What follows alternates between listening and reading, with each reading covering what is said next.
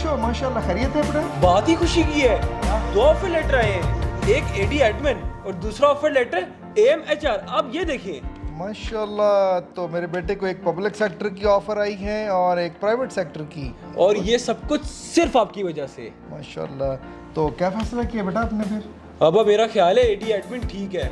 Government, पक्की नौकरी, pensionable और वक्त का धक्का लगा तो रिटायरमेंट तक तो डायरेक्टर बन के निकलूंगा। अच्छा, तो बेटा बात सुनो, आप जैसे ज़हीन लोगों को ये पक्की और कच्ची नौकरी के चक्करों में नहीं पड़ना चाहिए। आपको अपनी जॉब के बारे में फिक्र भी नहीं होनी चाहिए। नहीं बाबा, मुझे फिक्र तो है ही नहीं। मैं तो बस ये सोच रहा हूँ कहीं कोई गलत फैसला न कर बैठूं। नहीं, मुझे उम्मीद है कि आप गलत फैसला नहीं करोगे, लेकिन आप एक ये चीज़ ज़रूर देख लेना कि आपकी पर्सनैलिटी को कौन सा कल्चर सूट करता है, प्राइवेट कल्चर या पब्लिक सेक्टर का कल्चर। तो अगर मैं आपको बताऊं तो पब्लिक सेक्टर कल्चर में बेटा पॉलिटिक्स बहुत होती है, लेग पुलिंग होती है। आगे जाने का वाहिद ज़रिया जो है वो आपको अपने बॉस की खुशामद करना होती है। जितनी खुशामद करोगे उतनी ही आप तरक्की कर लोगे। हाँ, ज़का भी यही बता रहा था, उसकी हालिया नौकरी हुई है ना, गवर्नमेंट अफसर बने, पता नहीं किसी मिनिस्ट्री वगैरह की नौकरी है। तो जबकि अगर दूसरी तरफ देखें तो बेटा प्राइवेट सेक्टर का कल्चर डिफरेंट होता है। वहाँ मेहनती और आप जैसे ज़हीन लोगों की कदर होती है। आप जितनी मेहनत करोगे तो उतना ही आप तरक्की करोगे। तो then sky will be your limits. बेटा मेरे ख्याल में आपको प्राइवेट सेक्टर कल्चर ज़्यादा सूट करता है। कल्चर? ये कल्चर क्या होता है? What is organizational culture and how a manager can change the culture of the organization? These are two of the important questions what a manager wants to know. So we are going to have discussion on it. But broadly our agenda for today is to know the various definitions of the culture and what are the constituent elements of the culture, how a culture is formed, and how a manager can change the culture of the organization. So we are going to have more insight on these. My name is Adnan Reyaz.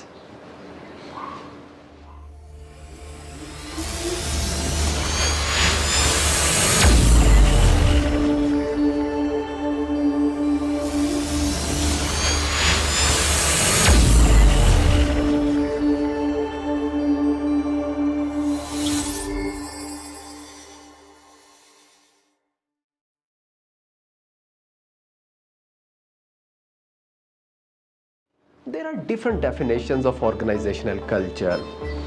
For example, it's a way of organizational life. It's all about the behaviors and activities of the employees. And even it's so hard to explain about why they are doing what they are doing. They're just doing. So that's why we call it, it creates a unique identity of the organization because the way of working is different in an organization. So it creates a discrete identity of the organization. Then the second definition is organizational culture is the software of the minds of the employees. It's basically a collective mindset. Like software is all about a programming. No matter it's a general purpose software or a specific purpose software, but softwares help to achieve certain tasks. But what happens when the software is full of errors and bugs? Obviously you cannot achieve your task. Same happens to be with the culture. If the culture is full of errors and bugs, what we call the disbeliefs, negative norms, so you cannot follow your strategy. And then organizational culture is all about the lessons learned in the past, and the managers feel they are important to pass on to the next generation. The lessons can be about what helps organizational strategy and what hampers organizational strategy. And these lessons can be shared in a formal environment or informal environment, maybe in a cafeteria or somewhere else in an informal gathering. And then the culture is like a glue that holds everyone together. It integrates all the employees of the organization and they feel like they are in a family. Because working in an organization is like they are in their comfort zone. Employees don't want to leave their organization. Basically, they don't want to leave the culture of the organization. They feel secure and they feel quite programmed to do all the routine activities. So the culture creates the boundary defining the role, and it establishes the appropriate behavior of what to say, what to do, and what not to. So now we come over to the last definition of the culture, and culture is all about the behaviors and actions people perform when no one is looking. They are what they are. All the employees have their learned responses. We call them the 3 Ps. It's all about the principles, procedures, and priorities. And employees know how to perform or what to do in a given situation, or these are basically their learned responses.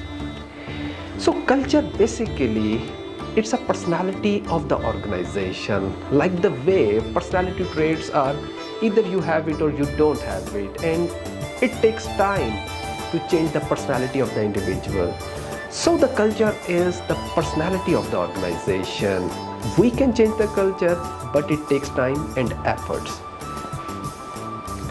In all these definitions, there are some keywords. For example, culture is like a behavior. It's about practices, it's about learned responses, or it's about complete way of life. But behind every behavior, there is a perception, there is an attitude. So basically, there is a thought process that guide our behavior. And we have to understand that thought process. So here we come over to a very comprehensive definition of the culture. A culture is a system of shared assumptions, beliefs, values, and norms that govern how people behave in an organization. So the elements of the culture are, it's about the beliefs, values, norms, rituals, traditions, symbols, languages. There are so many things. And we need to understand the key elements or the constituent elements of the culture. But we are going to confine our discussion to 3 core elements, and these are the beliefs, values, and norms. So let's see.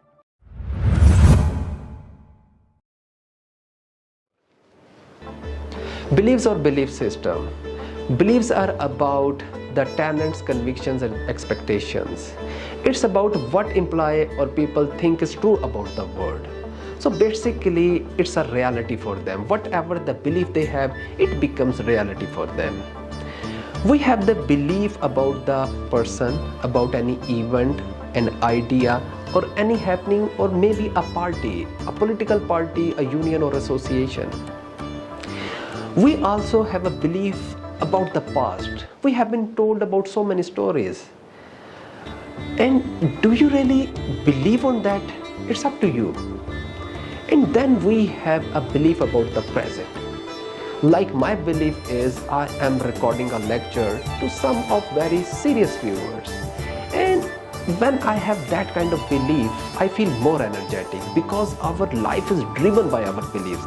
The kind of beliefs you have, you are going to face the same consequences. So try to have positive and uplifting beliefs. Beliefs can also be about the future. For example, my belief is Pakistan is going to be most advanced, most developed and responsible country. So people have different types of their beliefs. And again, take a moment and think over, do you believe hard work is the key to success? Do good and the good will come to you. Stay hungry and stay foolish. Turkey is the land of opportunity. And again, the kind of belief you have, you are going to face the same consequences. And if you have positive beliefs, then the positive will come to you. So try to be positive about everything. People also have a strong belief on the superstitions. For example, crossing paths with a black cat will bring on bad luck. So it's all about your assumptions or your beliefs. Do you have a same kind of belief or not? But in some of the cultures, if black cat crosses the path, then it means something bad is going to happen. Then what does this itchy paw means? In some of the Asian culture, Ichipa means someone is going to enjoy a very substantial increase of the money, maybe a salary or any bonus or increment, or maybe he's going to get a jackpot.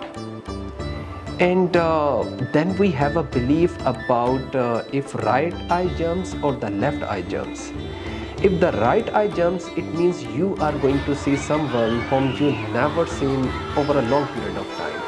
And if your left eye jumps, then it's about the backbiting. Someone is in a backbiting, or he is trying to pulling your legs. But the point is, the kind of beliefs you have, you are going to face the same kind of consequences. So try to address your disbeliefs and try to come up with positive, uplifting beliefs. Values or value system, a very important element of the culture. It's about judgment of what is good and bad, what is desirable and undesirable. Simply stated, values mean what the organization think is important in the organizational life, or what is having the worth in organization. And this worth can be attached to any person, any event, any happening, any idea or any concept. For example, organization wish to include some of the elements in their value system, and these are learning, achievement, growth, success, innovation, creativity, teamwork or team cooperation. But my question is, just take a moment and think over, do you have any value for the discipline? Do you really value the teamwork? And do you have any value for the learning? So now we come over to the norms. Norms are simply the guidelines or the standards. It's a man-made rule or it's an informal rules. Basically, what is acceptable and what is not acceptable is about the norms. These are just the behaviors, and norms are the mere reflection of the beliefs and the values. Whatever the beliefs and the values organization is having, that is going to be reflected through the norms. It is not about the good behavior or the bad behavior. It's about what is acceptable and what is not acceptable. Sometimes even the bad behaviors are acceptable. For example, some organizations are quite tolerant towards the discipline. Employees are not taking interest. They are not reporting to their work, or they are just wasting their time. But these practices are acceptable in the organizational life, and what people used to say, it's just the norm of this organization, like they are not here to work. We have different examples of the norms. For example, in some societies, it's important to maintain the eye contact, and if you are not maintaining the eye contact, it means you are not serious in the discussion. And same happens to be in the classroom environment. In some classes, your teacher make it a norm, you have to participate in a class. And in some classes, a norm is not to participate, just sit and listen my lecture. And same happens to be in organizational life about the gossiping, about the layer. And in some organizations, employees are supposed to greet their boss as they enter in the organization. And sometimes morning brief is the norm of the organization. So these are some of the examples, but the list goes on. Norms are simply the behavior which is acceptable or unacceptable.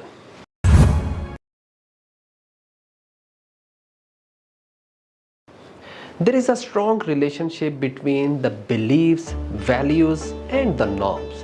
The kind of beliefs you have, you are going to value the same kind of things, and that is going to be reflected through the norms. Let's see how. For example, in any society, if people believe that democracy is good for the national interest, then the democracy itself is going to be the part of their value system. And the norm is going to be everyone would be participating in different democratic moves or the processions. And if people in a given society have a belief that power distance is bad and evil of the society, then equality is going to be the part of the value system.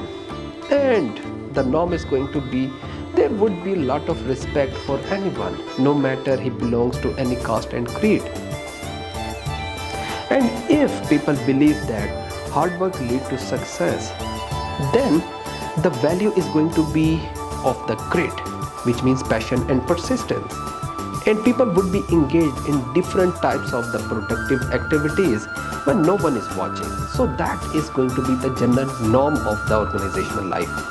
And if people believe that helping others pay them back or helping others is so good, then collectivism or team spirit is going to be the value of that culture. And employees would be participating or they would be ready to help each other during crunch situations or during any event when someone is needing their help. So that is going to be again the general norm of that culture. And if people believe that humanity is the best religion, then citizenship behavior would be the key element of the value system. And people would be engaged in different civic activities, so that is going to be the general norm of that organizational culture or the society.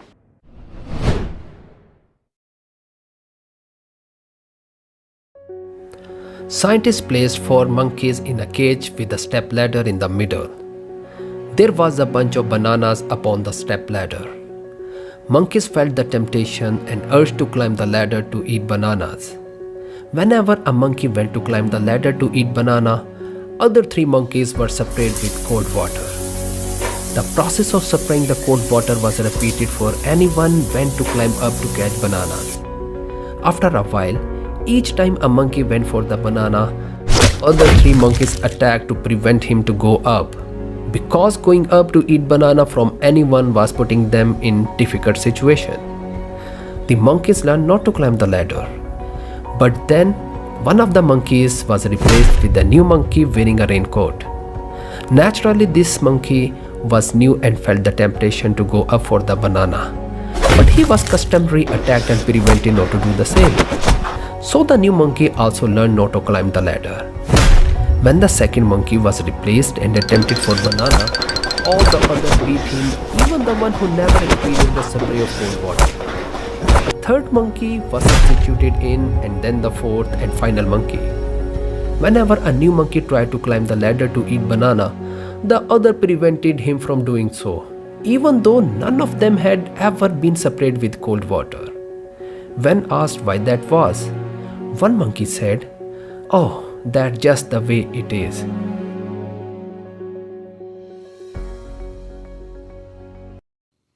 Now the story in nutshell. Scientists placed 4 monkeys in a cage and a bunch of bananas on a step ladder. Naturally, all the monkeys felt the temptation and tried to climb the ladder to eat bananas. But whenever a monkey tried to go up, all others were punished with cold water. Later, the monkeys started beating the fellow member if any one of them attempted to climb the ladder. Finally, they all realized that if anyone was going up would cause others to suffer from cold water. After a while, one of them was replaced with a new monkey wearing a raincoat. As expected, the new monkey tried to climb the ladder to eat bananas, but all other customary attacked and beat him. Then another one was replaced and the new one faced the same consequences as he tried to go up. Later, all monkeys were replaced and none of them knew the shower of cold water resulting from going up to catch bananas. But up to that point, they were all programmed to beat anyone attempting to climb the ladder for bananas. When asked why they used to beat anyone going up, they replied, "We don't know. That's just the way things are done around here." So what's the conclusion? This is how an organizational culture is formed. We as an employee are programmed to do or not to do something despite unknowing the reasons. Our ancestors have passed on certain procedures and priorities that shaped our work related attitudes and behaviors. But we never know why we are doing what causes us to do this and how better we can do and perform. We are following the work related values and norms in a given culture. How they were established, whether they are effective or ineffective, we never know. But we are a part of vicious cycle, and to change the culture we have to take a pause and make an analysis of our priorities, principles, preferences and value system.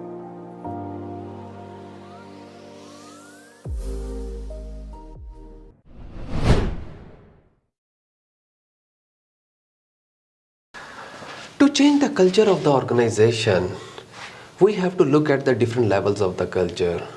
And for that, we have a famous model available which is called the Iceberg model of organizational culture. The model was presented by Edgar Schein in 1980. And according to Schein, organizational culture is like an iceberg.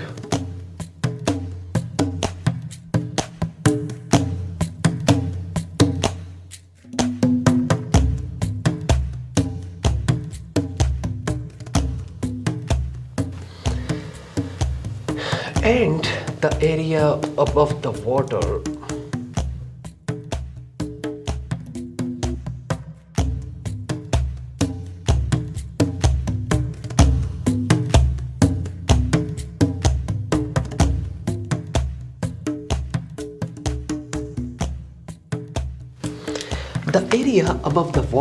is called the artifacts, which is mere 10%. And this is the area which is visible to someone.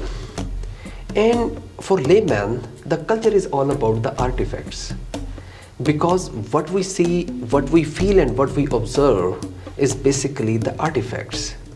For example, the building, the machinery, the furniture and fixture, and maybe the dressing of the individuals, and also the way employees greet you, the way they are interacting. These are all the artifacts because these are something which is visible and observable. But obviously there is much into it, and to understand the culture we have to go at the second level, and this level is called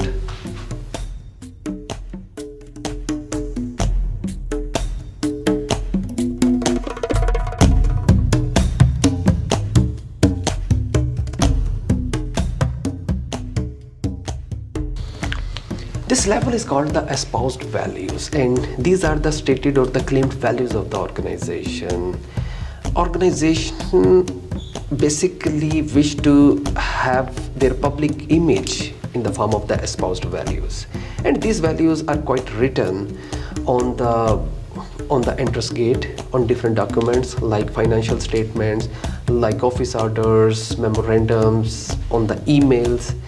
So basically these values are something the way organization portray their image. Some examples of espoused values include discipline, cooperation, trust, vitality, optimism, equality, accomplishment, innovation. So these are some of the values, and the list goes on. But sometimes there is an inconsistency between the espoused values and artifacts, because whatever the values are, the declared values, maybe organizational members are not showing the same kind of behavior, and there is an inconsistency between the first level and second level. So for that we have to look at the third level, and this level is called